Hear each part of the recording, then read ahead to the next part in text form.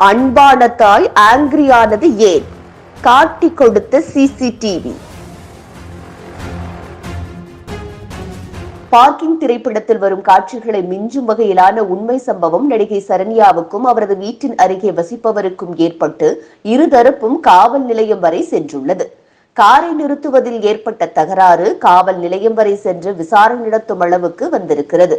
என்ன நடந்தது? சம்பவத்தின் பின்னணியை பார்க்கலாம். நாயகன் படத்தில் அறிமுகமான நடிகை சரண்யா எம்டன் மகன், முத்துக்கு முத்தாக, வேலையில்லா பட்டதாரி, கொடி, குட்டிப்புலி உள்ளிட்ட பல்வேறு திரைப்படங்களில் குணச்சித்திர வேடங்களில் நடித்து முத்திரை பதித்திருக்கிறார். தற்போது சென்னை விருகம்பாக்கம் பத்மாவதி நகரில் தனது குடும்பத்துடன் சரண்யா வசித்து வருகிறார். இவரது வீட்டருகே ஸ்ரீதேவி என்பவர் குடும்பத்துடன் 25 ஆண்டுகளாக வசித்து வருகிறார். இவர்கள் இருவருக்கும் கார் பார்க்கிங் தொடர்பாக ஏற்கனவே மோதல் இருந்து வந்துள்ளதாக தெரிகிறது. அந்த மோதல் மேலும் பெரிதாக வெடித்துள்ளது. கடந்த ஞாயிற்றுக்கிழமை மதியம் ஸ்ரீதேவி மருத்துவமனைக்கு செல்வதற்காக வீட்டிலிருந்து தனது காரை வெளியே எடுப்பதற்காக தனது வீட்டு வாசலில் இருந்த இரும்பு கேட்டை திறந்துள்ளார். அப்போது சாலையில் நிறுத்தி வைத்திருந்த நடிகை சரண்யாவின் கார் மீது கேட் மோதியதால் கார் சேதமடைந்ததாக கூறப்படுகிறது.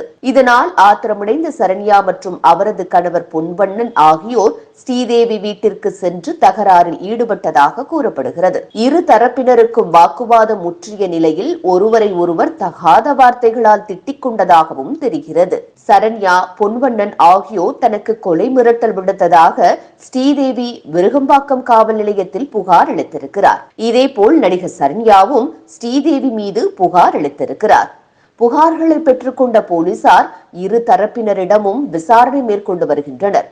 சென்னையில் பொதுமக்களுக்கு கார் பார்க்கிங் பிரச்சனைகள் தொடர்கதையாகி வரும் நிலையில் இந்த பிரச்சனையால் நடிகை ஒருவரும் தற்போது சிக்கியுள்ளது பரபரப்பை ஏற்படுத்தியிருக்கிறது.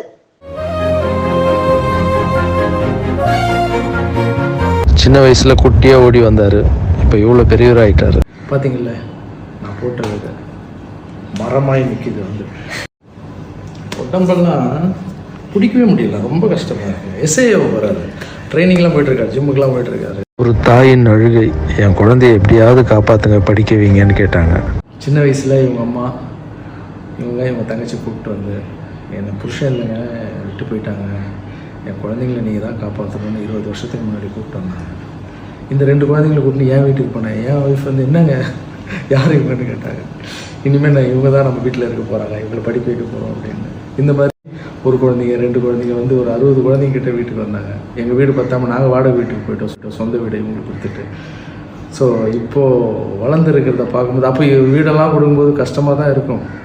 என்னடா இது, நம்ம சொந்த வீட்டை விட்டு வாடகை வீட்டுக்கு போகிறோமே அப்படிலாம் இருக்கும். ஆனால் இப்போ வளர்ந்து வந்து நிற்கும்போது அந்த கஷ்டம் எல்லாம் மறந்து போச்சு எங்களுக்கு. ஸோ இவர் வந்து நிறைய குழந்தைங்களுக்கு இப்போ உதவி செய்ய ஆரம்பிச்சு. அதுதான் படிக்க வச்சோன்றது இல்லை, படிக்க வச்சு இவர் 10 பேருக்கு உதவி செய்கிறன்றது தான் இப்போ பெரிய விஷயம். இன்னிலேருந்து இவருடைய சர்வீஸை ஸ்டார்ட் பண்ணுறாரு, உங்களுக்காக சேவை பண்ண வர்றாரு.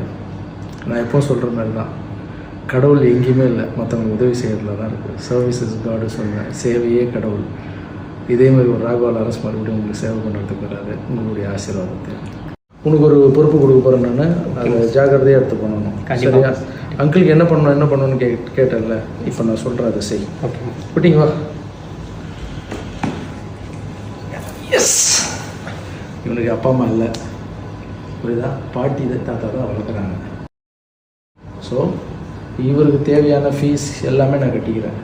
ஆனால் உன்ன மாதிரி நீ வளர்த்து காமிக்கணும். கண்டிப்பாக நீ உன்னுடைய பார்வையில் இவனை வளர்க்கணும். நீ ஏதாவது பண்ணணும்னு நினச்சா கூட இவனுக்கு பண்ணலாம்.